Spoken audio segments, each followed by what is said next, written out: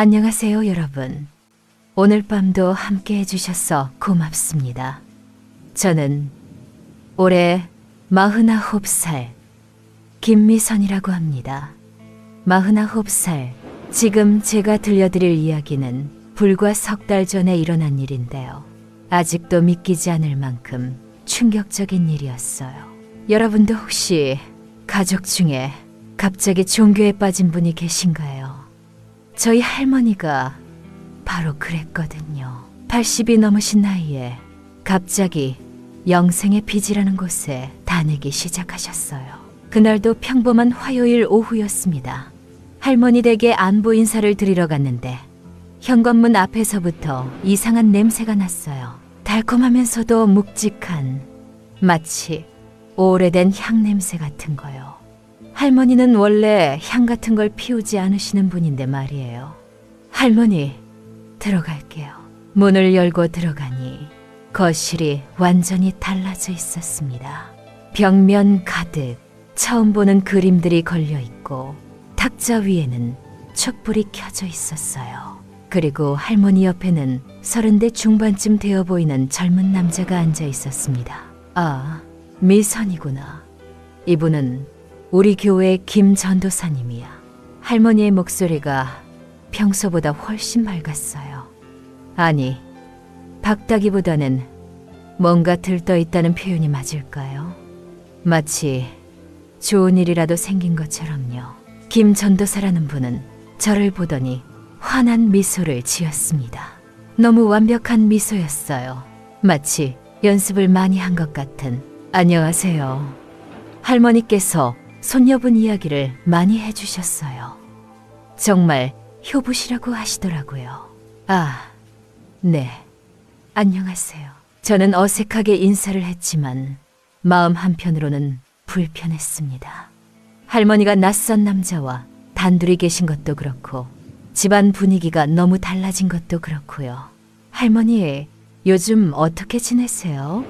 몸은 괜찮으시고요? 아이고, 이렇게 좋을 수가 없어. 김 전도사님 덕분에 마음이 한결 편해졌단다.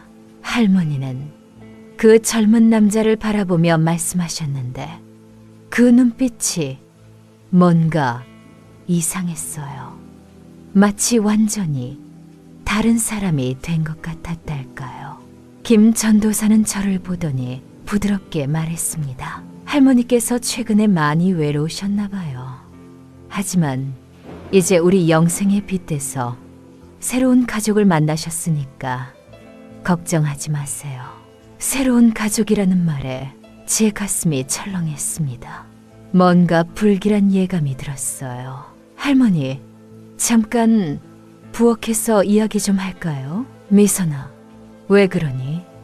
여기서 편하게 이야기해도 되는데. 할머니는 자리에서 일어날 생각을 안 하셨어요. 평소라면 제가 오면 바로 차라도 끓여주시곤 했는데요. 그때 김 전도사가 일어나며 말했습니다.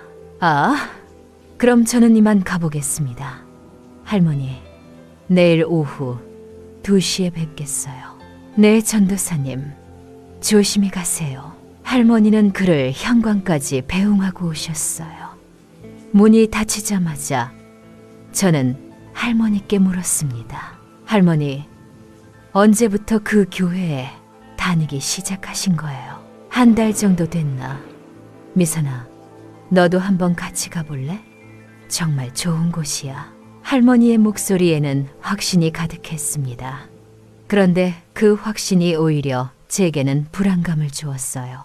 할머니, 그런데 그분이 매일 오시는 거예요. 거의 매일 와. 내가 혼자 있으면 안 된다고 하시거든. 혼자 있으면 안 된다는 말이 마음에 걸렸습니다. 할머니는 평생 혼자 사는 것에 익숙하신 분이거든요.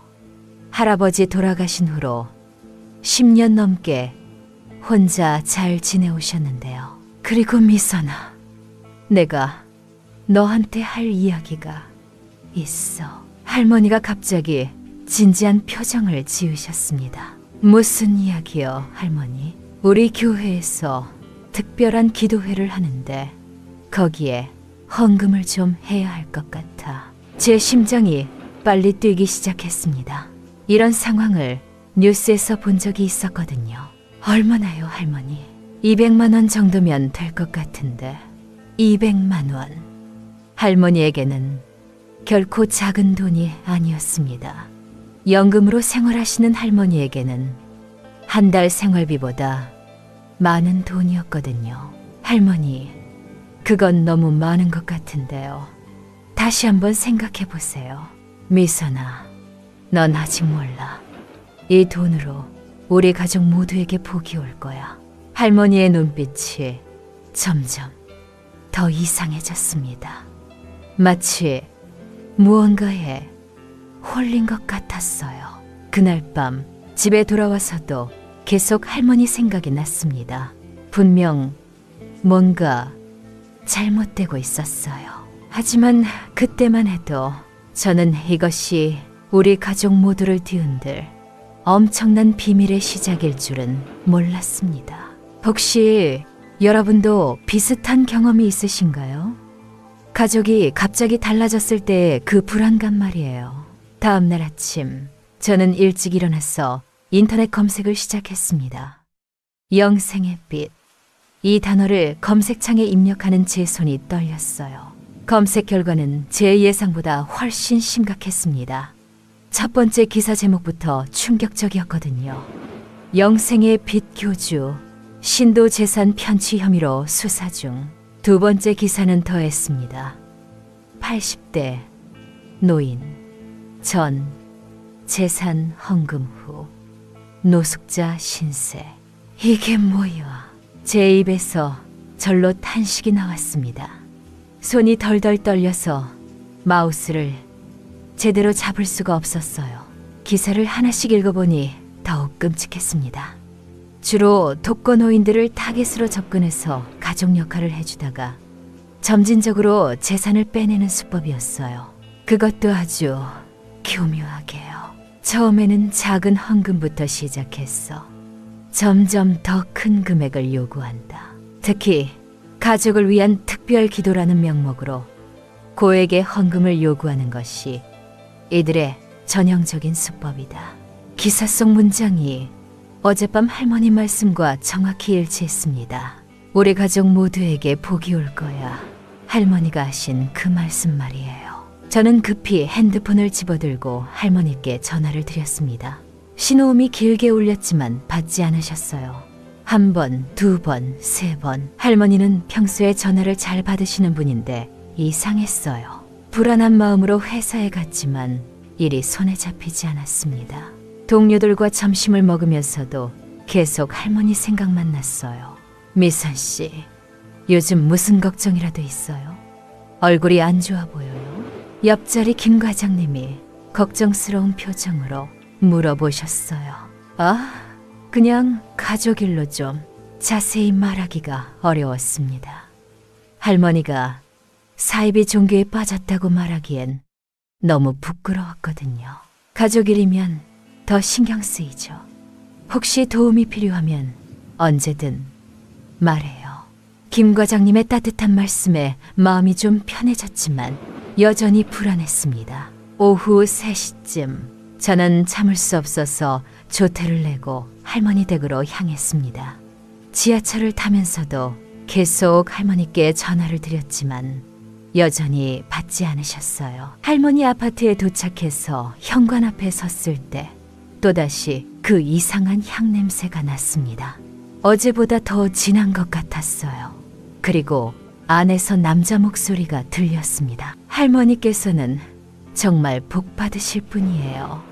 이번 특별 기도회에 참석하시면 손자, 손녀들한테도 큰 복이 갈 거예요. 김 전도사의 목소리였습니다.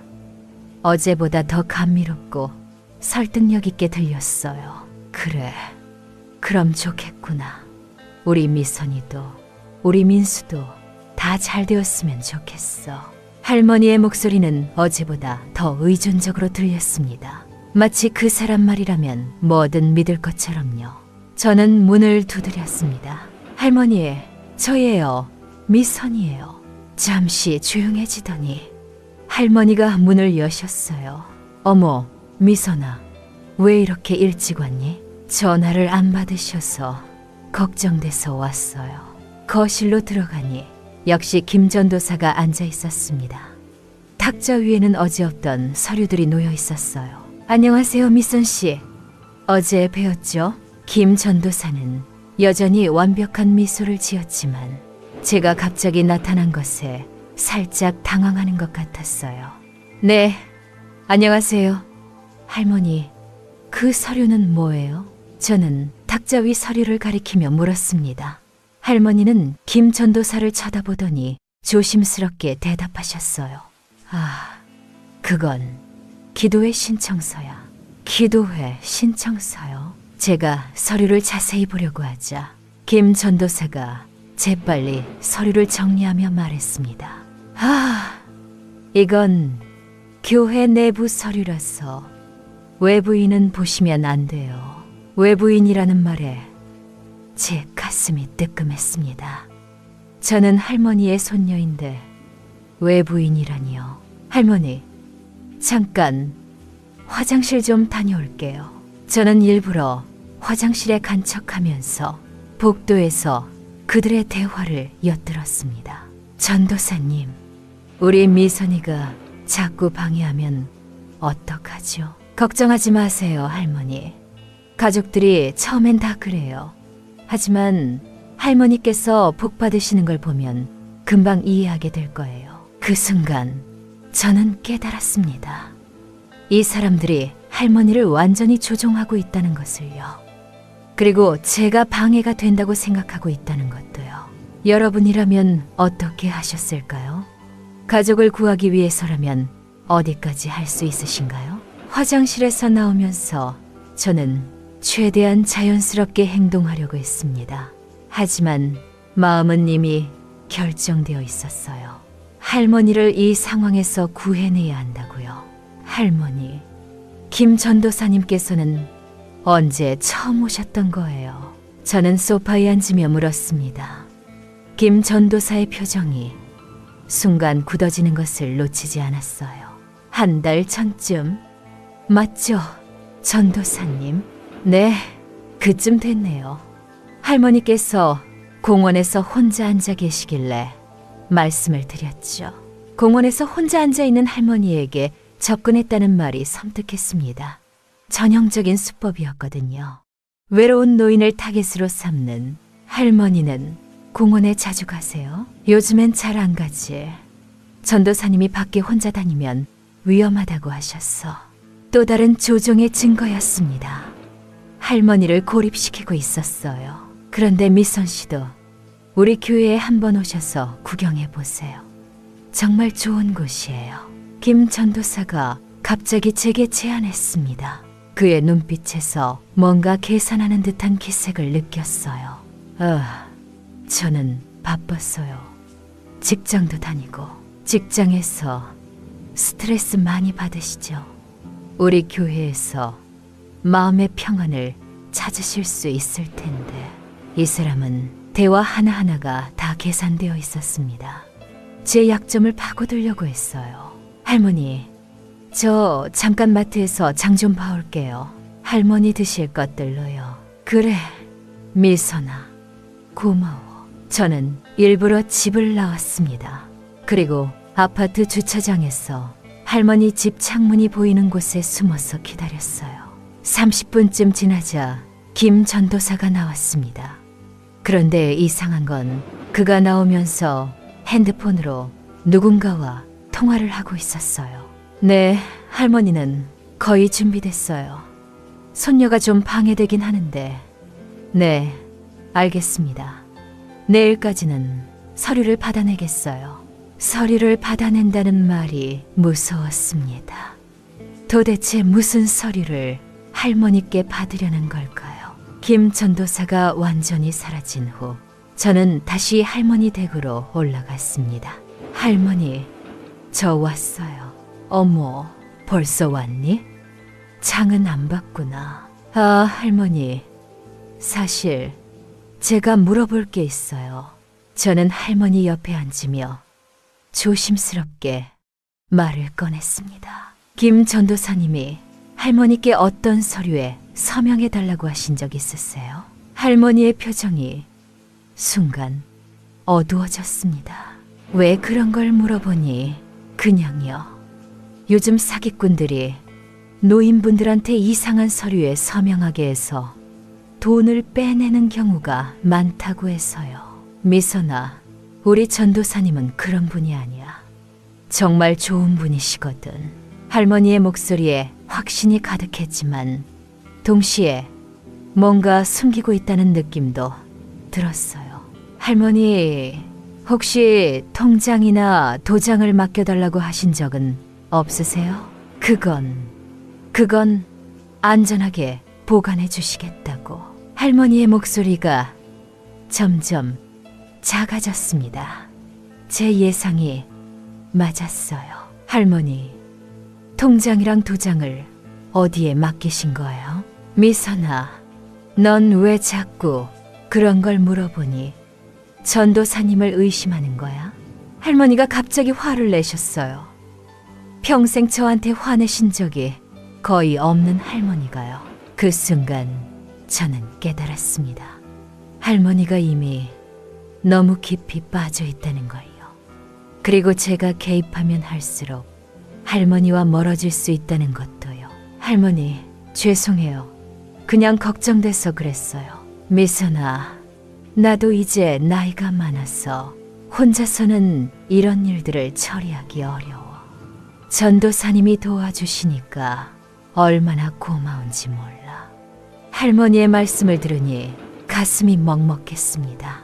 할머니의 외로움과 불안감을 이용하고 있었던 거예요. 그날 밤 집에 돌아와서 저는 인터넷으로 더 많은 정보를 찾아봤습니다. 그리고 충격적인 사실을 발견했어요. 영생의 빚제 피해자 가족들이 만든 온라인 카페가 있었거든요. 거기서 본 피해 사례들은 정말 끔찍했습니다. 어떤 분은 어머니가 전 재산을 헌금하고 나서야 정신을 차렸다고 했고, 또 어떤 분은 아버지가 집까지 팔려고 했다고 했어요. 그런데 가장 무서운 건 따로 있었습니다. 피해자들의 공통점을 보니 모두 가족과의 관계가 단절된 상태였다는 거예요. 그들은 가족보다 교회 사람들을 더 신뢰하게 되었고 결국 모든 재산을 잃었던 겁니다. 이제 저도 시간이 얼마 남지 않았다는 걸 느꼈어요. 하루라도 빨리 행동하지 않으면 할머니도 같은 길을 걸을 것 같았습니다. 여러분도 혹시 이런 상황이 되신다면 어떻게 하실 건가요? 가족을 구하기 위해서 거짓말도 할 수 있을까요? 다음 날 새벽 저는 잠을 제대로 못 잤어요. 계속 할머니 생각만 나더라고요. 그래서 일찍 일어나서 다시 그 피해자 카페에 들어가 봤습니다. 밤사이 새로운 글이 하나 올라와 있었어요. 제목이 김모 전도사 관련 제보 받습니다. 였습니다. 글을 클릭해보니 충격적인 내용이었어요. 경찰에서 수사를 진행하고 있는데 김 전도사의 피해자들을 찾고 있다는 거였습니다. 그리고 글 마지막에 연락처가 적혀 있었어요. 만약 김모 전도사 30대 중반, 키 170, 보호시임 내외 피해를 당하고 계시거나 관련 정보가 있으시면 연락주세요. 수원 서부경찰서 김철민 경사. 저는 손이 덜덜 떨렸지만 용기를 내서 그 번호로 전화를 걸었습니다. 여보세요. 경찰서입니다. 안녕하세요. 저 온라인 카페에서 김모 전도사 관련 글을 봤는데요. 아, 그 건으로 연락 주신 거군요. 혹시 피해를 당하고 계신 건가요? 김 경사님의 목소리는 생각보다 따뜻했어요. 제 할머니가요. 아직 피해를 당한 건 아니지만 지금 그 사람한테서 접근을 받고 있어요. 그러시군요.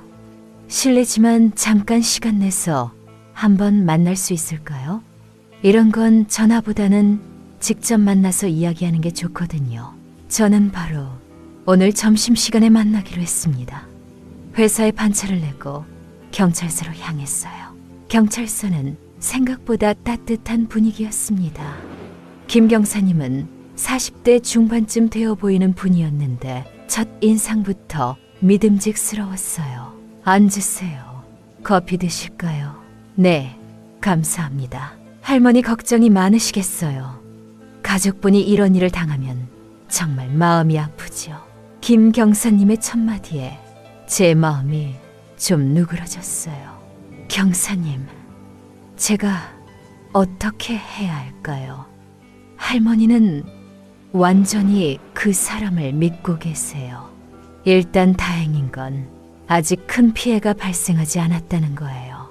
그런데 말씀하신 걸 보니 이미 통장과 도장을 맡겼다고 하셨죠? 네, 그런 것 같아요. 김 경사님이 파일을 뒤적이더니 사진 한 장을 보여주셨어요. 이 사람이 맞나요? 사진 속 남자는 분명히 김 전도사였습니다.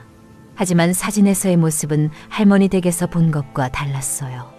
훨씬 차갑고 계산적인 표정이었습니다. 네, 이 사람이에요. 이 사람 이름은 김태준이고요. 사실 전도사가 아니에요. 영생의 빛이라는 것도 정식으로 등록된 종교단체가 아니고요. 제 예상은 맞았습니다. 하지만 실제로 확인하니 더욱 무서웠어요. 경사님, 그럼 제 할머니는 어떻게 해야 하나요? 일단은 증거를 확보하는 게 중요해요. 그 사람이 할머니께 뭔가 요구할 때 녹음을 해두세요. 그리고 혹시 서류 같은 게 있으면 사진을 찍어 두시고요. 혼자서 할 수 있을까요? 혼자 하기 어려우시면 저희가 도와드릴 수도 있어요. 하지만 할머니께서 모르셔야 해요. 자칫하면 그쪽에서 더 빨리 움직일 수 있거든요. 김 경사님이 명함을 주시며 말씀하셨어요. 언제든 연락하세요. 그리고 이거 하나 더 말씀드릴게요. 이런 사기꾼들은 보통 여러 명을 동시에 노려요. 할머니만 타겟이 아닐 가능성이 높다는 뜻이죠. 경찰서를 나오면서 저는 조금씩 희망을 갖기 시작했어요. 혼자가 아니라는 생각이 들었거든요. 그날 오후 늦게 할머니께 전화를 드렸습니다. 할머니, 오늘 어떻게 지내셨어요? 응, 미선아. 오늘도 전도사님이 오셨어. 또 오셨어요. 무슨 일로요? 내일 특별한 기도회가 있다고 하시네. 그런데 할머니의 목소리가 조금 망설이는 것 같았어요. 무슨 일이세요, 할머니? 돈을 좀 더 준비해달라고 하시는데 얼마나 큰 금액이어서 좀 부담스러워. 드디어 본격적으로 시작되는 것 같았습니다. 얼마나 달라고 하셨어요? 500만 원, 500만 원. 할머니 연금 반년치가 넘는 돈이었습니다. 할머니, 그건 너무 많은 것 같은데요. 다른 방법은 없을까요? 미선아, 전도사님이 그러시는데 이번 기도회가 정말 중요하다고 해. 우리 가족 모두를 위한 거라고. 할머니의 목소리에서 확신과 의심이 동시에 느껴졌어요. 아직 완전히 넘어가지는 않으신 것 같았습니다. 할머니, 제가 내일 저녁에 뵈러 갈게요. 그때 다시 이야기해요. 그래, 미선아. 너도 와서 전도사님 말씀 들어봐. 전화를 끊고 나서 저는 김 경사님께 문자를 보냈습니다. 내일 500만 원 요구할 예정. 어떻게 해야 할까요? 곧 답장이 왔어요. 내일 오후에 다시 만나서 계획을 세웁시다. 이제 본격적으로 움직여야 할 때가 온 것 같네요. 이상하게도 무서우면서 동시에 안도감이 들었어요. 드디어 할머니를 구할 방법을 찾을 수 있을 것 같았거든요. 다음 날 오후 저는 다시 경찰서를 찾았습니다. 이번에는 김 경사님과 함께 여성 형사 한 분이 더 계셨어요. 안녕하세요.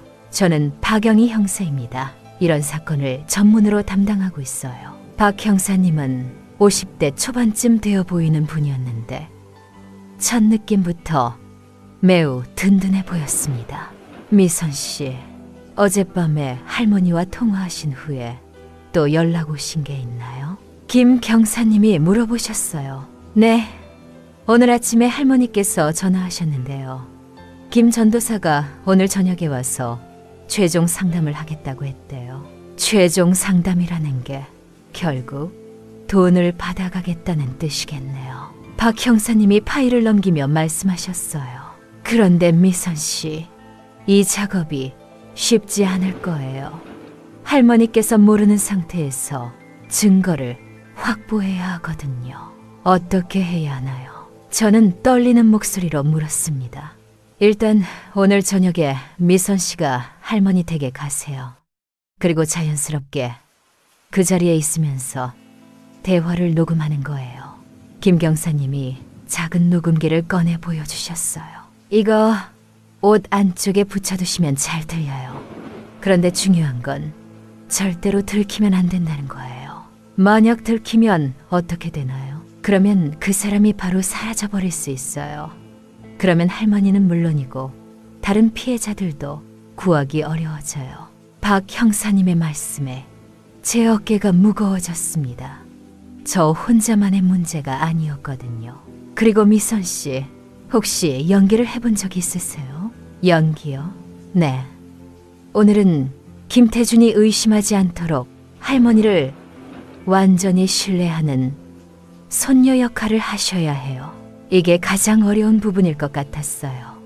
속으로는 화가 나는데 겉으로는 아무것도 모르는 척해야 하니까요. 혹시 실수하면 어쩌죠? 괜찮아요. 미선 씨가 할머니를 사랑하는 마음이 진짜니까 그 마음만 생각하세요. 나머지는 자연스럽게 될 거예요. 김 경사님의 말씀이 조금 위로가 되었지만 여전히 떨렸어요. 오후 5시쯤 저는 집에 돌아가서 녹음기를 옷 안쪽에 조심스럽게 붙였습니다. 거울을 보니 겉으로는 전혀 티가 나지 않았어요. 하지만 제 심장 소리가 너무 크게 들릴까봐 걱정됐습니다. 할머니 댁으로 가는 지하철 안에서도 계속 연습했어요. 할머니, 전도사님 말씀이 맞는 것 같아요. 그 기도회 정말 좋겠네요. 이런 말들을요. 할머니 아파트에 도착했을 때는 해가 지고 있었습니다. 복도의 선이 또다시 그 약 냄새가 났어요. 이제는 그 냄새만 맡아도 속이 메스꺼렸습니다.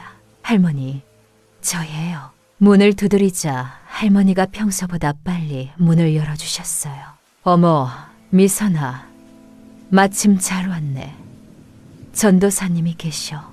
거실로 들어가니 김태준이 앉아 있었습니다. 그런데 오늘은 뭔가 달랐어요.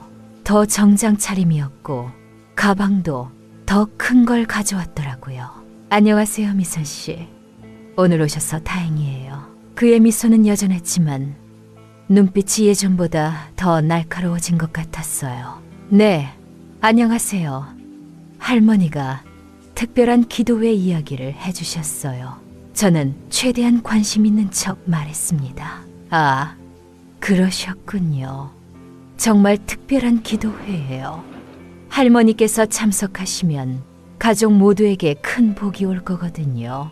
김태준이 가방에서 서류들을 꺼내기 시작했어요. 이게 기도회 참석 신청서인데요.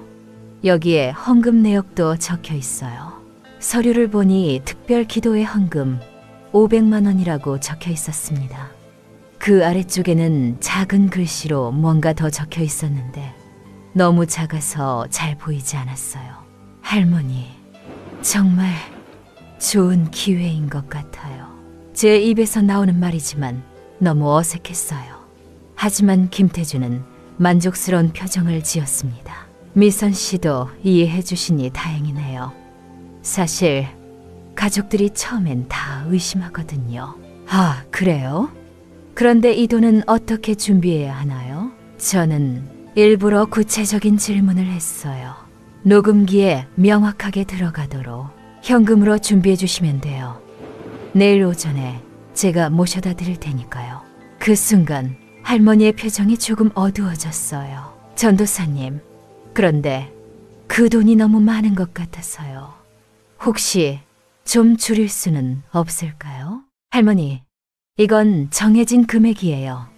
그리고 이 돈으로 할머니 가족 모두가 평생 복을 받으실 거라고 생각하면 전혀 아깝지 않죠.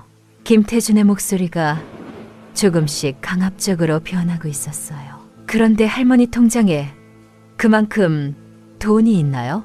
저는 일부러 순진한 척 물어봤습니다. 그건 걱정하지 마세요. 할머니께서 이미 통장을 맡겨주셨으니까 제가 처리할게요. 바로 그거였어요. 통장을 맡겼다는 증거 발언이요. 여러분도 이런 상황에서 침착할 수 있으실까요? 제 손은 이미 땀으로 범벅이 되어 있었어요. 김태준의 그 말을 들은 순간 제 가슴이 두근거렸어요. 녹음기에 완벽하게 들어갔을 거예요. 하지만 아직 더 확실한 증거가 필요했습니다. 전도사님, 그런데 통장은 언제 돌려주시는 거예요? 저는 계속 순진한 척하며 물었습니다. 그건 기도회가 끝나고 나서요. 한 일주일 정도 후에 돌려드릴게요. 일주일. 그 사이에 돈을 다 빼내겠다는 뜻이었어요. 그런데 할머니, 혹시 다른 통장은 없으세요? 생활비는 어떻게 하실 거예요? 할머니가 잠깐 망설이시더니 작은 목소리로 대답하셨어요. 적금 통장이 하나 더 있긴 한데. 김태준의 눈빛이 순간 반짝였어요. 마치 사냥감을 발견한 맹수 같았습니다. 그거면 생활비는 걱정 없겠네요. 그런데 할머니, 그 적금도 혹시 만기가 다 됐나요? 작년에 만기가 됐어. 그럼 그것도 함께 헌금하시면 더 큰 복을 받으실 수 있을 텐데요. 이 사람은 정말 끝이 없었어요. 할머니의 모든 돈을 노리고 있었습니다. 전도사님, 그건 좀 그런 것 같은데요. 할머니가 처음으로 거부 의사를 보이셨어요. 할머니, 왜요? 돈이 아까우세요? 김태준의 목소리가 갑자기 차가워졌어요. 아니야.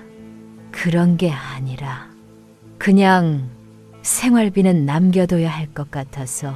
할머니, 하나님께서는 모든 걸 바치는 분들을 더 축복해 주세요. 절반만 바치면 절반만 복을 받으시는 거예요. 이건 완전히 협박이었어요. 종교를 이용한 심리적 압박이었습니다. 미선아, 너는 어떻게 생각하니? 할머니가 갑자기 저를 보며 물으셨어요. 제 심장이 멈출 뻔했어요. 글쎄요, 할머니. 할머니께서 결정하세요. 저는 최대한 중립적으로 대답했지만 속으로는 안 된다고 소리치고 있었어요. 미선 씨, 할머니를 설득해 주세요. 이런 기회는 흔하지 않거든요. 김태준이 저를 똑바로 쳐다봤어요. 그 순간 저는 그가 제게 뭔가 의심을 품고 있다는 느낌이 들었습니다. 저는 종교에 대해서 잘 모르니까요. 할머니께서 알아서 하세요. 그런데 미선 씨는 어떤 교회를 다니세요? 갑작스러운 질문에 저는 당황했어요. 저는 교회를 안 다녀요. 그러시군요. 그럼 더더욱 할머니를 통해서 복을 받으실 수 있겠네요. 김태준이 다시 미소를 지었지만 그 미소가 예전 같지 않았어요. 뭔가 계산하고 있다는 느낌이었습니다. 그때 갑자기 제 휴대폰이 울렸어요. 화면을 보니 김경사님이었습니다. 제 얼굴이 순간 굳어졌는데 김태준이 그걸 놓치지 않았어요. 받지 않으시나요? 회사에서 걸려온 것 같아요. 나중에 받을게요. 저는 핸드폰을 끄면서 말했지만 김태준의 시선이 계속 제게 머물러 있었어요. 그런데 미선 씨, 요즘 할머니한테 자주 오시나요? 아니요. 가끔씩만 와요. 바빠서요. 그런데 요 며칠은 매일 오신 것 같던데요. 제 심장이 쿵쾅거렸어요. 이 사람이 저를 지켜보고 있었던 거예요. 그냥 할머니가 걱정돼서요. 무엇이 걱정되세요?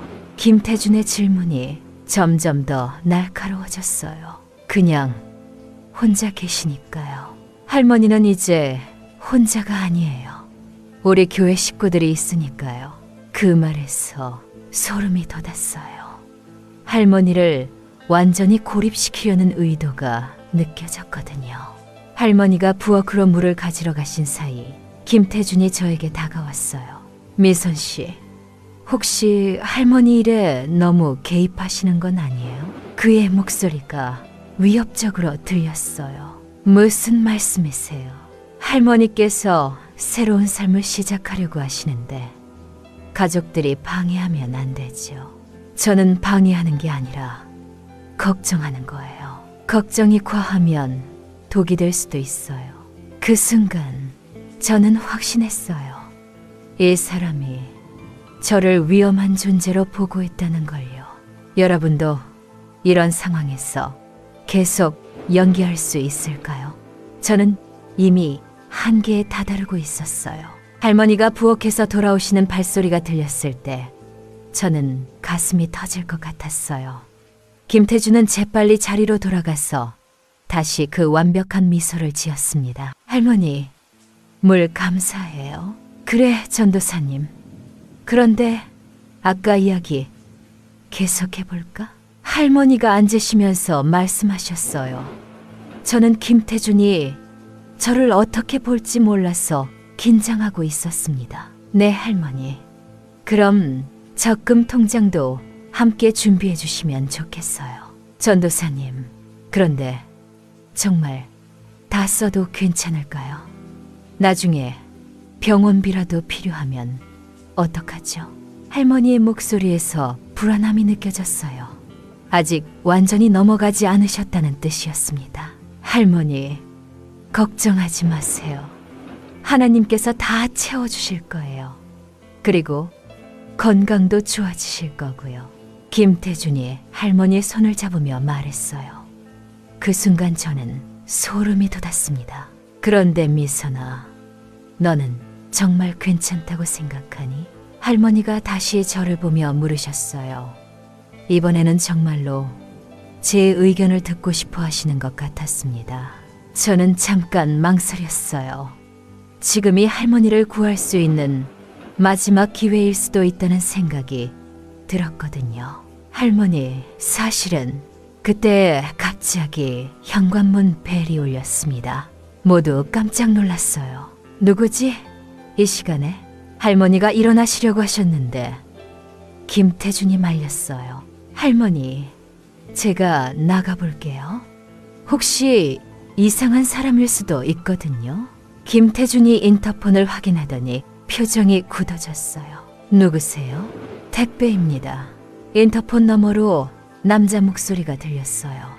그런데 그 목소리가 어쩐지 익숙했습니다. 할머니가 주문하신 택배 없으시죠? 김태준이 할머니를 보며 물었어요. 주문한 거 없어. 그럼 잘못 온 것 같네요. 다른 집으로 가세요. 김태준이 인터폰에 대고 말했지만 벨이 또다시 울렸어요. 죄송합니다. 확실히 이 집이 맞는데요. 김 할머니 댁 맞죠? 할머니의 이름까지 정확히 아는 택배기사. 이상했어요. 그때 저는 깨달았습니다. 아까 김 경사님의 전화를 받지 못했는데 혹시 경찰에서 온 건 아닐까 하고요. 제가 나가볼게요. 저는 일어서며 말했어요. 미선 씨, 괜찮아요. 제가 처리할게요. 김태준이 저를 막으려고 했지만 저는 이미 현관으로 향하고 있었어요. 문을 열어보니 정말 택배기사 복장을 한 남자가 서 있었습니다. 그런데 자세히 보니 경찰서에서 본 적 있는 얼굴이었어요.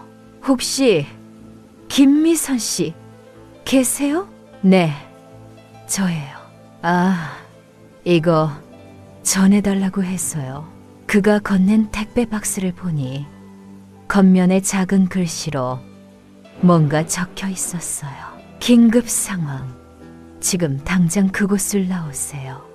K. K는 김 경사님을 뜻하는 것 같았어요. 제 손이 덜덜 떨렸습니다. 누구예요, 미선아? 거실에서 할머니의 목소리가 들렸어요. 택배요, 할머니. 잘못 온 것 같아요. 저는 최대한 평정을 유지하며 대답했어요. 그럼 빨리 보내세요. 김태준의 목소리가 평소보다 날카롭게 들렸어요. 택배기사가 저에게 작은 종이를 몰래 건네주었어요.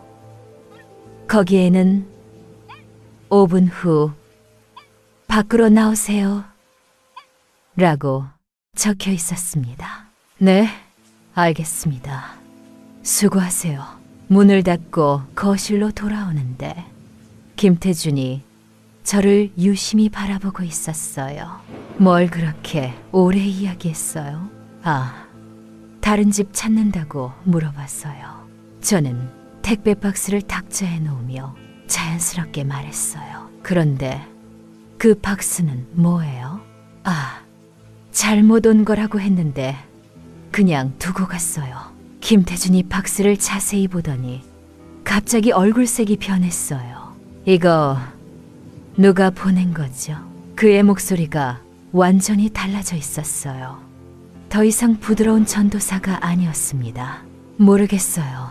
잘못 온 거라고. 미선 씨, 혹시 누군가와 연락하고 계신 거 아니에요? 김태준이 일어나더니 저에게 다가왔어요. 그의 눈빛이 무서웠습니다. 무슨 말씀이세요? 제 목소리가 떨리고 있었어요. 요즘 경찰들이 이런 식으로 접근하거든요. 가짜 택배로요. 그 순간 저는 모든 걸 들켰다는 걸 알았어요. 김태준도 저를 의심하고 있었던 게 아니라 확신하고 있었던 거였어요. 할머니, 저희 이만 가봐야겠어요. 김태준이 갑자기 서류들을 정리하기 시작했어요. 벌써요? 아직 이야기가 안 끝났는데 내일 다시 와서 이야기하죠. 오늘은 좀 급한 일이 생겼어요. 그의 움직임이 빨라졌어요. 뭔가 도망칠 준비를 하고 있는 것 같았습니다. 그때 제 머릿속에 김 경사님의 말이 떠올랐어요. 들키면 바로 사라져버릴 수 있다는 말씀이요. 지금이 마지막 기회일 수도 있었어요. 할머니를 그리고 다른 피해자들을 구할 수 있는. 여러분이라면 어떻게 하셨을까요? 위험을 감수하고 행동하실 건가요? 아니면 안전하게 물러나실 건가요? 저는 깊게 숨을 들이쉬었어요. 이 순간을 놓치면 할머니는 물론이고 다른 많은 할아버지, 할머니들도 피해를 당할 거라는 생각이 들었습니다. 잠깐만요. 저는 김태준이 가방을 챙기려는 순간 말을 걸었어요. 네? 그가 돌아보는 눈빛이 차갑게 변해 있었어요. 더 이상 가면을 쓰고 있지 않았습니다. 할머니, 제가 할 말이 있어요. 저는 할머니를 보며 말했어요. 제 목소리가 떨리고 있었지만 더 이상 숨길 수 없었습니다. 무슨 말이니? 미선아? 할머니의 눈빛에 혼란이 스쳐 지나갔어요. 할머니, 이분은 진짜 전도사가 아니에요. 그 순간 거실의 공기가 얼어붙는 것 같았어요. 김태준의 얼굴이 완전히 굳어졌습니다. 미선 씨, 무슨 말씀을 하시는 거예요? 그의 목소리에서 더 이상 부드러움은 찾아볼 수 없었어요. 날카롭고 위협적이었습니다.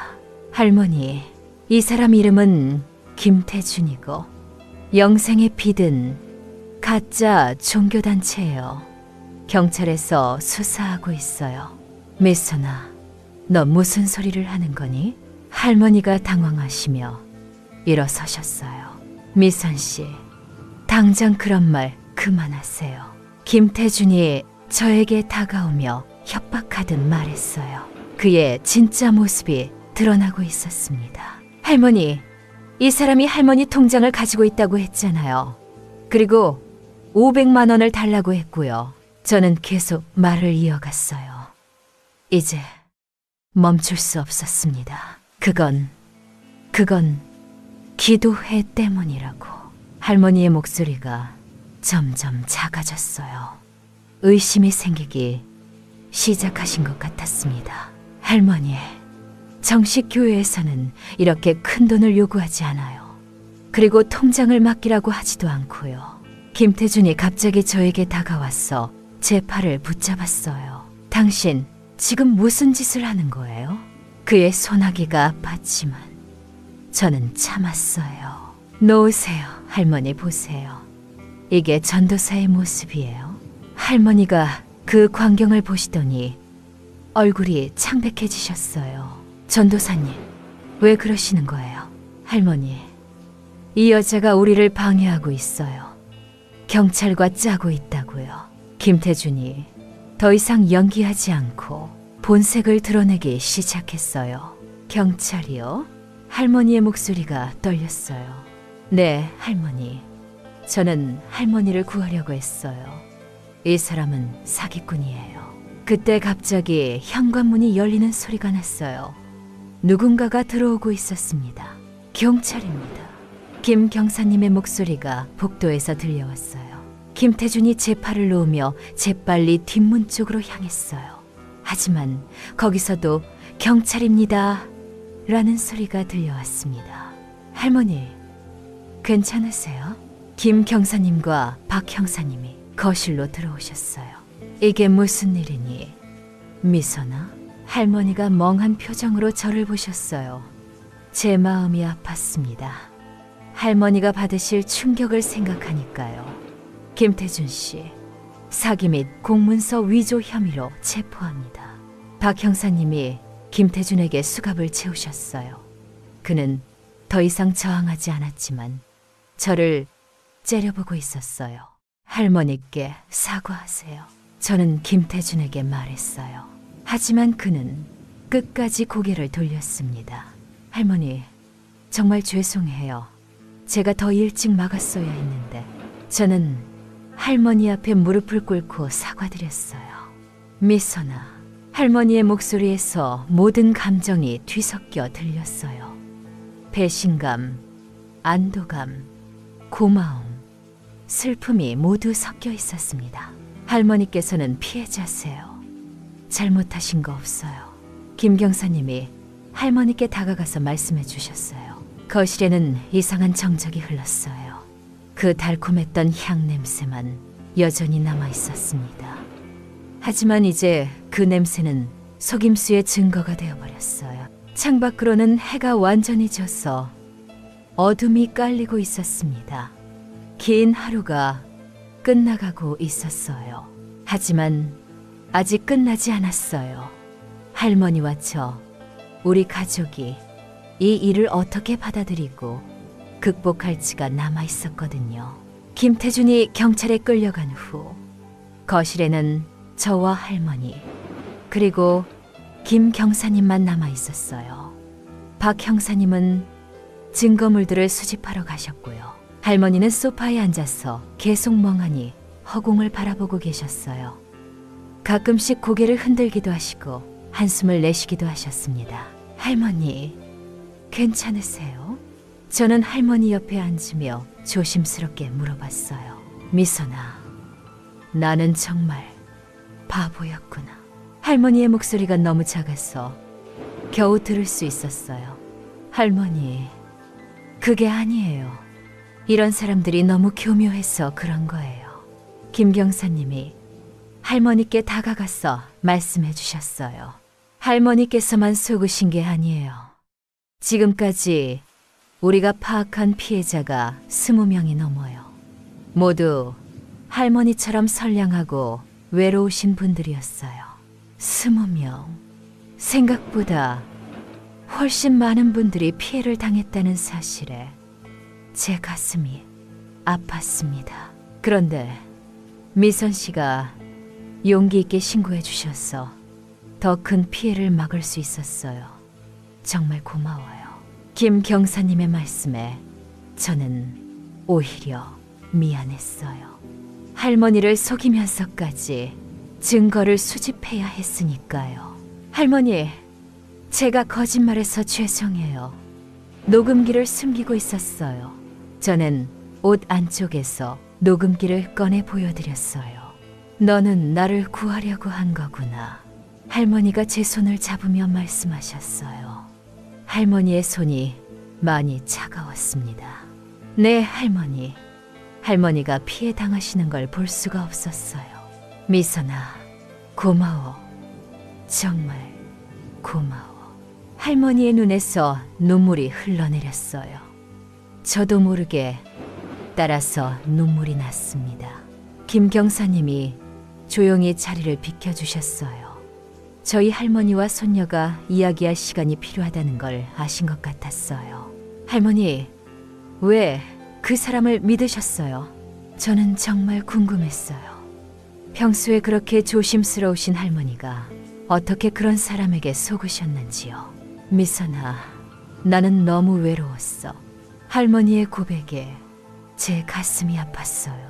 할아버지 돌아가시고 나서 매일매일이 그냥 버티는 거였어. 그런데 그 사람이 나한테 관심을 가져주고 매일 안부를 물어보고 내 이야기를 들어주니까 할머니가 말을 잇지 못하셨어요. 너무 슬퍼하고 계셨거든요. 할머니, 제가 더 자주 와서 안부를 여쭤봤어야 했는데 정말 죄송해요. 아니야, 미선아. 너도 바쁘고 네 생활이 있는 걸 내가 이기적이었나 봐. 그게 아니에요, 할머니. 외로우신 게 당연해요. 그런 마음을 이용한 그 사람이 나쁜 거예요. 저는 할머니를 꼭 안아드렸어요. 할머니의 몸이 많이 말라 있다는 걸 그때서야 느꼈습니다. 그런데 할머니, 통장은 어디에 계세요? 그 사람이 가져갔어. 안전하게 보관해 준다고 했어. 돈은 얼마나 빠져나간 거예요? 아직은 안 빠졌을 거야. 내일 찾으러 간다고 했거든. 다행히 큰 피해는 없었던 것 같았어요. 김경사님이 적절한 타이밍에 개입해 주신 덕분이었습니다. 할머니, 이제 괜찮아요. 그 사람 다시는 오지 않을 거예요. 그런데 미선아, 나는 이제 뭘 믿고 살아야 할까? 할머니의 질문에 저는 할 말을 잃었어요. 한번 깊이 속은 상처는 쉽게 아물지 않을 거라는 걸 알고 있었거든요. 할머니, 저를 믿으세요. 그리고 우리 가족을 믿으세요. 그래, 미선아. 앞으로는 너희만 믿고 살 거야. 거실 창문으로 보니 밤이 깊어지고 있었어요. 그 이상한 향 냄새도 이제는 거의 사라졌습니다. 대신 할머니 집 원래 냄새가 돌아오고 있었어요. 따뜻하고 정겨운 냄새였습니다. 김경사님이 다시 들어오셨어요. 할머니, 통장은 내일 찾을 수 있을 거예요. 그리고 혹시 심리적으로 힘드시면 상담센터를 소개해 드릴 수도 있어요. 고맙습니다, 경사님. 우리 손녀 덕분에 큰일을 면했네요. 할머니께서 용기 있게 도와주셔서 다른 분들도 구할 수 있게 됐어요. 정말 고마워요. 그날 밤 저는 할머니 댁에서 함께 잤어요. 할머니가 혼자 계시기에는 아직 충격이 클 것 같았거든요. 잠들기 전에 할머니가 제 손을 잡고 말씀하셨어요. 미선아, 앞으로는 매주 한 번씩은 꼭 와줄 수 있겠니? 네, 할머니. 그럴게요. 그리고 저는 속으로 다짐했어요. 할머니가 다시는 외롭지 않으시도록 우리 가족이 더 자주 만나고 더 많이 대화해야겠다고요. 여러분의 가족은 어떠세요? 혹시 외로워하시는 분이 계시지는 않나요? 그로부터 한 달이 지났어요. 오늘은 할머니와 함께 법원에 다녀온 날입니다. 김태준의 재판이 있었거든요. 법정에서 김태준을 다시 보니 정말 초라해 보였어요. 더 이상 그 교묘한 미소도 가모니설도 없었습니다. 그냥 평범한 사기꾼의 모습이었어요. 판사님이 징역 3년을 선고했을 때 할머니가 제 손을 꽉 잡으셨어요. 떨리고 계셨지만 안도의 숨을 내쉬시는 것도 느낄 수 있었습니다. 이제 정말 끝난 거죠? 할머니가 법원을 나오면서 김경사님께 물어보셨어요. 네, 할머니. 이제 완전히 끝났어요. 그리고 할머니의 증언 덕분에 다른 피해자분들도 모두 돈을 찾을 수 있었어요. 김경사님의 말씀을 들으니 저도 뿌듯했어요. 할머니의 용기가 다른 분들에게도 도움이 되었다는 게 정말 기뻤거든요. 집으로 돌아가는 길에 할머니가 말씀하셨어요. 미선아, 나는 이제 진짜 새로운 시작을 하고 싶어. 어떤 시작이요? 할머니, 우리 동네 경로당에서 봉사활동을 한다더라. 나도 참여해볼까 해? 할머니의 목소리에 활기가 돌아오고 있었어요. 한 달 전 그 무기력했던 모습과는 완전히 달랐습니다. 좋은 생각이에요, 할머니. 저도 시간 날 때 함께 할게요. 정말. 그럼 너무 좋겠다. 할머니의 얼굴에 환한 미소가 피어났어요.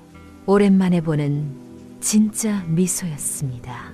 그날 저녁, 저희는 온 가족이 모여서 식사를 했어요.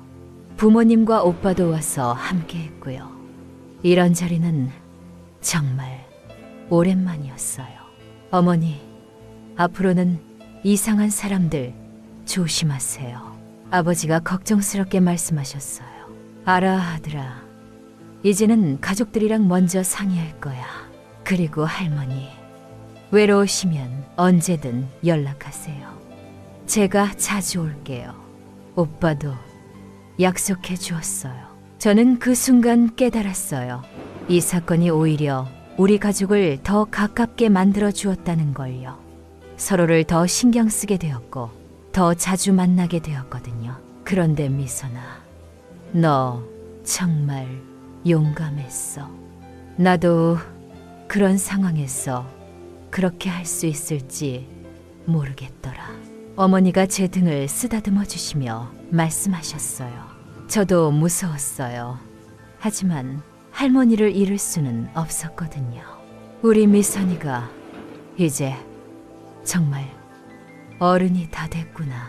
할머니가 자랑스럽게 보시며 말씀하셨어요.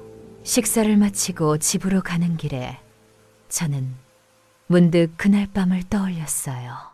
할머니 댁에서 함께 잔 그날 밤 말이에요. 할머니가 잠들기 전에 하신 말씀이 아직도 기억나요. 미선아, 나는 그 사람한테 속았지만 한 가지는 배웠어. 진짜 소중한 게 뭔지 말이야. 뭐가 진짜 소중한 거예요, 할머니? 가족이야. 돈도 중요하지만 나를 진심으로 걱정해주는 사람들이 진짜 보물이지. 그때 할머니의 말씀이 지금도 제 마음에 깊이 새겨져 있어요. 요즘 할머니는 정말 달라지셨어요. 경로당에서 봉사활동도 하시고 동네 할머니들과 함께 걷기 운동도 하세요. 그리고 무엇보다 우리 가족들과 더 자주 만나시고 더 많이 웃으시게 되었어요. 얼마 전에는 할머니가 직접 김 경사님께 감사 인사를 드리러 가기도 하셨어요. 그리고 비슷한 피해를 당한 다른 할머니들을 상담해 주시기도 하고요.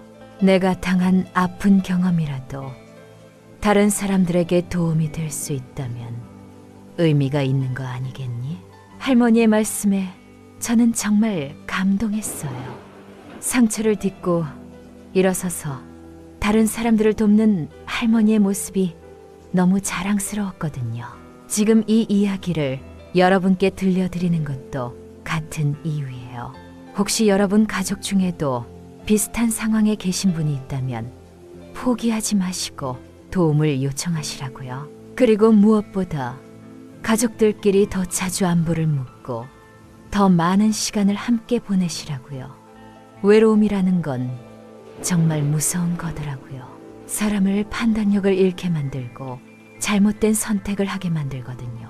김경사님이 그러시더라고요.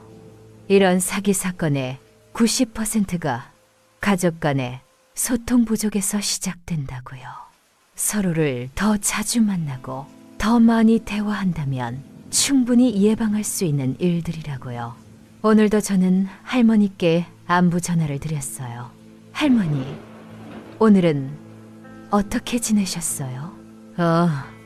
미선아, 오늘은 경로당에서 다른 할머니들이랑 떡볶이를 만들어 먹었어.